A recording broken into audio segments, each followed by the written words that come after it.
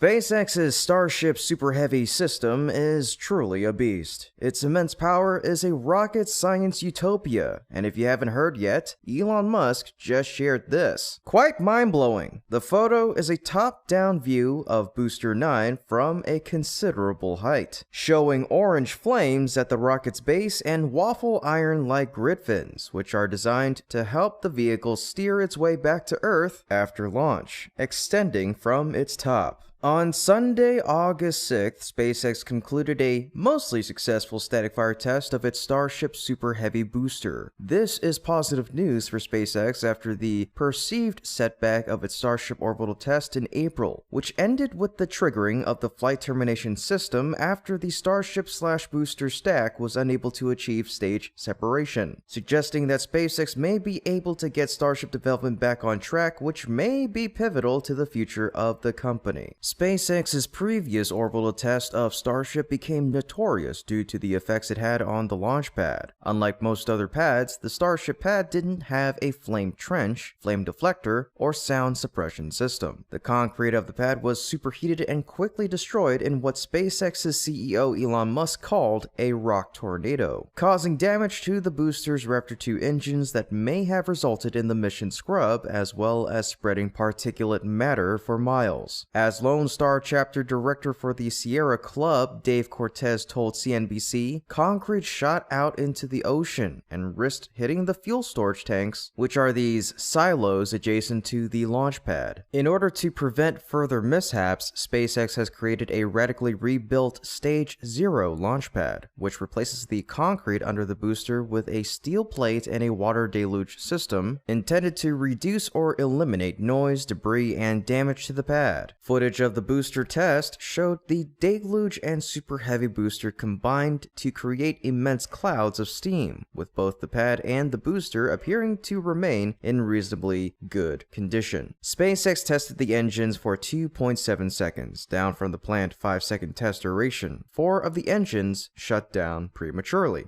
Nevertheless, the comments by SpaceX on the video said, the pad looks good, the launch vehicle looks good, and with that moves us another step closer to our next flight test.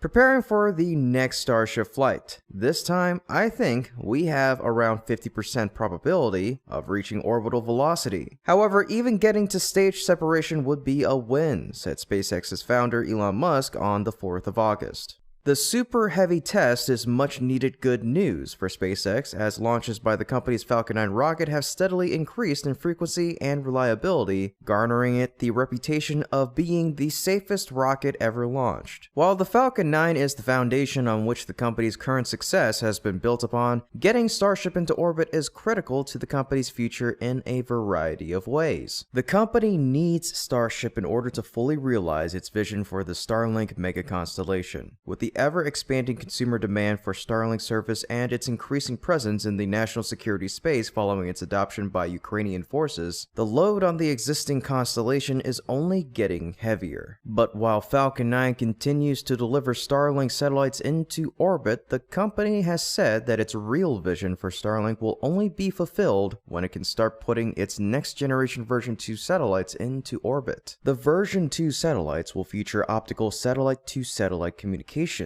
decreasing space-to-ground bandwidth load as well as reliance on terrestrial fiber optic links, along with a variety of other upgrades. They're also far larger than the existing satellites, rendering Falcon 9s impractical as launchers. SpaceX is waiting on Starship before it can start putting these version 2s into orbit and service. While SpaceX has introduced many version 2 satellites with enhanced capabilities during the meantime, Starship is still integral to Starlink's future as a service. Starship is also intended to play a pivotal role in humanity's return to the moon in the near future. SpaceX's next-gen mega rocket is still slated to serve as the Human Landing System, or HLS, for Artemis astronauts as they return to the moon on the Artemis 3 mission. However, NASA will not proceed with the mission until they can be certain that Starship is up to the task. NASA has made it quite clear that Starship must fly at least one uncrewed demo mission that lands Starship on the lunar lunar surface and will only move forward when Starship has met all of NASA's requirements and high standards for crew safety. As we move into the fall of 2023, Starship's testing delays are raising questions as to whether SpaceX can meet that challenge on time. Jim Free, Associate Administrator for NASA's Exploration Systems Development Mission Directorate, said at the KSC event that NASA received an updated schedule for Starship development from SpaceX during a briefing a couple of weeks ago at the company's Starbase test facility in Texas. He did not disclose the contents of that schedule, but said that NASA would update its plans in the near future after we have some time to digest it. When asked about his views about Starship since the June meeting, my concern is the same because they haven't launched. The day-long meeting at Starbase offered what he described as tremendous insight into the work and their plans, while also giving NASA an opportunity to discuss how Starship fit into the overall Artemis architecture, such as interfaces between the vehicles and spacesuits that Axiom Space is developing for moonwalks. NASA has already said that it's weighing its options on Artemis 3, even if the mission slips to 2026. In turn, Musk has made it clear that he sees Starship as the backbone of not only his Martian ambitions, but of the development of LEO infrastructure. Musk has said that Starship's combination of size and reusability could put 1 million tons of cargo into space every year and dramatically reduce costs to a little over $20 for each pound of payload on board. If successful, the effect this would have on the space sector is difficult to overstate, and it might well be a pivotal moment in history. At the moment, however, the if factor remains in play. SpaceX faces several hurdles before it can try to test Starship again, as SpaceX will still need to settle environmental issues stemming from both the flight test and this latest attempt to resolve its issues. A report last month from the San Antonio Express News revealed that the FAA is still awaiting the report it needs to identify corrective actions SpaceX must take to get the okay to launch again from Boca Chica, with an agency spokesperson saying that the FAA will not allow a return to flight operations until it determines that any system, process, or procedure related to the mishap does not affect public safety or any other aspect of the operator's license, and that the investigation is ongoing. The company also faces potentially serious legal hurdles over environmental issues. SpaceX and the FAA are co-defendants in a federal lawsuit over the Starship launch program. Plaintiffs allege that there should be further environmental assessments of the launches which would delay Starship testing for years, and that the testing may cause significant adverse effects to both endangered species and to indigenous people in the area. SpaceX and the FAA have filed to have the suit dismissed, with the FAA saying that the groups lack legal standing and SpaceX saying that the company passed an environmental assessment and complied with FAA required mitigations. The newly tested water deluge system intended to prevent a repeat of the rock tornado that helped cause the controversy may itself create complications on the environmental issue. CNBC learned that according to the Texas Commission on Environmental Quality, or TSEC, the company never applied for the environmental permits that would allow it to discharge industrial process wastewater into the area surrounding the launch pad. At the moment, however, a TSEC spokesperson shared that no determination has been made as to whether the activity violated environmental laws, and that the agency is currently evaluating the use of the pressurized water system as part of SpaceX launch operations to see if state environmental regulations apply or were violated. And that's all, folks. If you want to support our channel and get access to exclusive content, please consider becoming a patron by clicking the link in the description below. We appreciate your generosity and your passion for space exploration.